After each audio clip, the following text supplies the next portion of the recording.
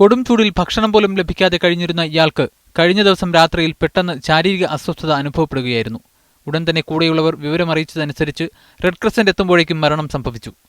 മൃതദേഹം Dammam medical complex മോർച്ചറിയിൽ സൂക്ഷിച്ചിരിക്കുകയാണ്.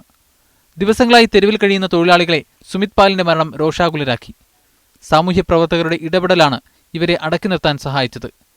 വിരലടയാളം രേഖപ്പെടുത്തിയിട്ടും എക്സിറ്റ് ലഭിക്കാതെ ഊഴവും കാത്തു കഴിയുന്നവരാണ് നാടുകടത്തൽ കേന്ദ്രത്തിനു ചുറ്റും കുടിൽ കെട്ടി കഴിയുന്നത്.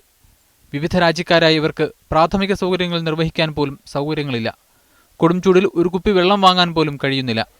ആദ്യമൊക്കെ വിവിധ സംഘടനകളും ചില മനുഷ്യസ്നേഹികളും നൽകിയ ഭക്ഷണങ്ങൾ ഇവർക്ക് ആശ്വാസം പകർന്നിരുന്നു. എന്നാൽ ഇപ്പോൾ അതും നിലച്ചിരിക്കുകയാണ്. അല്പം തണലുള്ള ഭാഗങ്ങളൊക്കെ ഇവർ കൈയടക്കി കഴിഞ്ഞു.